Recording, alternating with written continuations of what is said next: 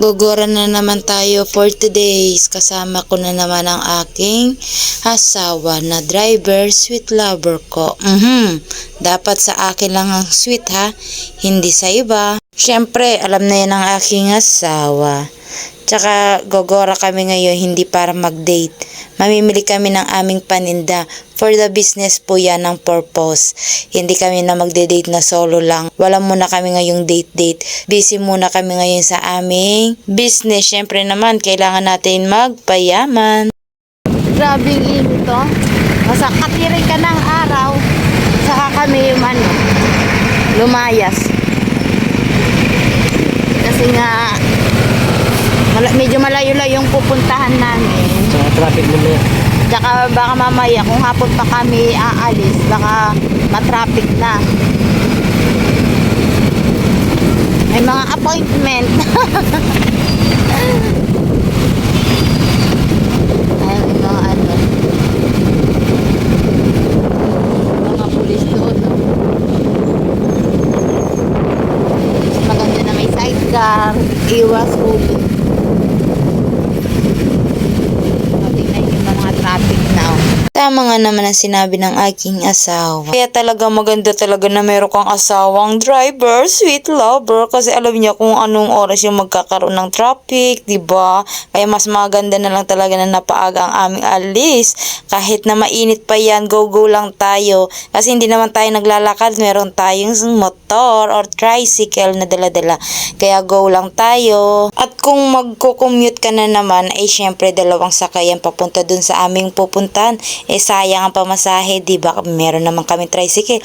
Bakit din na lang yan ang aming gamitin para nakaka-joyride din ako sa aking asawa. Siyempre, aking lover, sweet lover yan, driver pa. O diba, saan ka pa niyan? Bihira lang naman talaga ako sa kanya sumasama pag once na meron lang ako talaga na bibilhin. Anyways, nang nakarating na nga kami dito, ay agad na akong bumaba at pumunta na.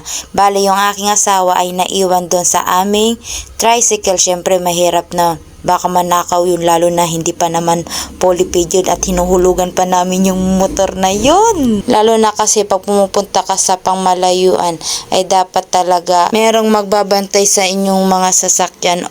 Syempre maganda na yung sigurado, diba?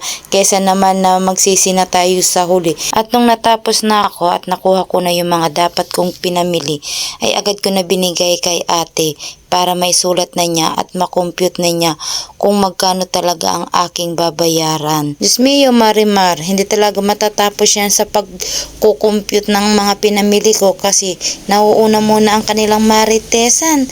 Well, pinagchichismisan lang naman nila ang kanilang kapwa, ka-workmate nila kasi nga umiiyak. Ay, pati ba naman yun at ang pag-iyak ng iyong katrabaho ay kailangan nyo pa rin ng pagchismisan. Ba't di na lang niya kaya pagtunan ng inyong trabaho nang sa ganun matapos agad kayo kasi nakakahiya naman sa mga customer. Lalo na kung ito ay nagmamadali, diba? In my opinion lang po yun guys ha. Nang natapos na nga ako ay dito dumiretso rin ako dito sa katapat ng aking pinamilihan.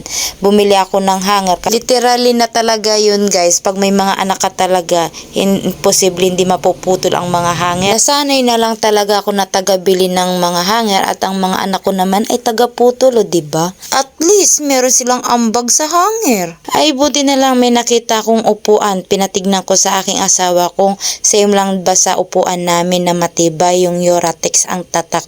Buti na lang talaga ay meron. Ay agad na rin akong bumili.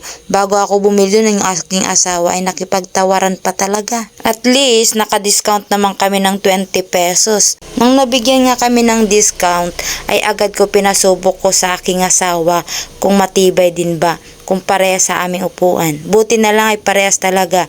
Hindi siya bumubuka kasi nga pag sa tiles bumubuka yung upuan na dati kong binili sa online. Medyo mahal din kaya ang nabili ko nun kaso nasira lang din. Kaya nga mas maganda na pagbibili ka ng mga ganitong upuan ay nakikita mo talaga at nasusubukan mo kung gaano katibay yung upuan na yung nabili. Nung natapos na nga kami bumili ay ito na yung aking asawa. Bit na yung mga pinamili namin at pumunta naman kami dito sa grocery. May malay kami. Magpapalamig kami dito kasi Mainit sa pinutan namin kanina. Ang init. Ngayon ay magpapalamig kami dito. Malamig. Oh, noodles. Papalamig kami. Ang lamig. Sarap dito matulog. Yan.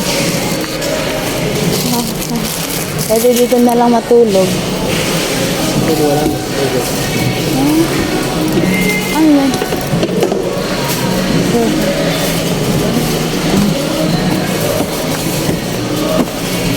Ito be? Ang labog. Kalamansi, chilimansi, extra hot.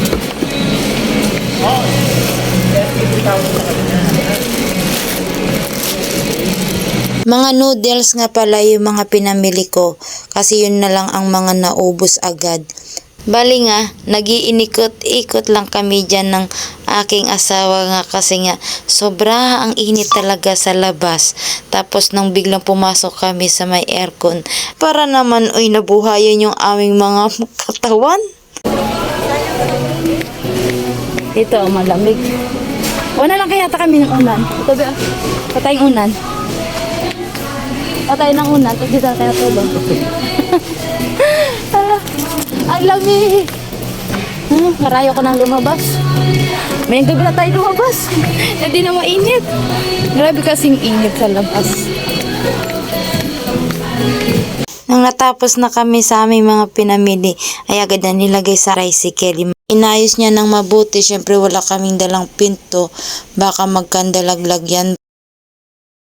Lumabas kami. Ang init na. Ang init tirik na tirik yung araw. Mainit na. Sarap lang kasi magtambay sa loob. Ha? Ha? Pinagpapawisan na ako. Nandun na sa loob, hindi. Ang lamig-lamig. Ngayon, ang init na talaga. Palibasa kasi walang aircon sa bahay. Pag malamig naman, nagre-reklamo rin. Ang lamig-lamig. Nangihina pag malamig na malamig. Uwi na kami niyan, guys. Pauwi na kami. Bibili muna ako ng pasalubong para sa aking mga junakis. Agad nga ako pumunta dito sa Dunkin Donut kasi ito ang request ng aking mga junakis. Alam mo naman si Maldita ko kasi pag umaalis ako na wala akong pasalubong sa kanya, ay grabe, lagi niya ako pinapagalitan kung daig mo pa siya ang aking nanay. Matagal na niya kasi itong gustong kumain ng Dunkin Donut, lagi ko na lang siya pinapangakuan. Bumili na lang ako kasi nga 7 months old din naman ang aking baby. Matutuwa na rin ito ang aking mga anak.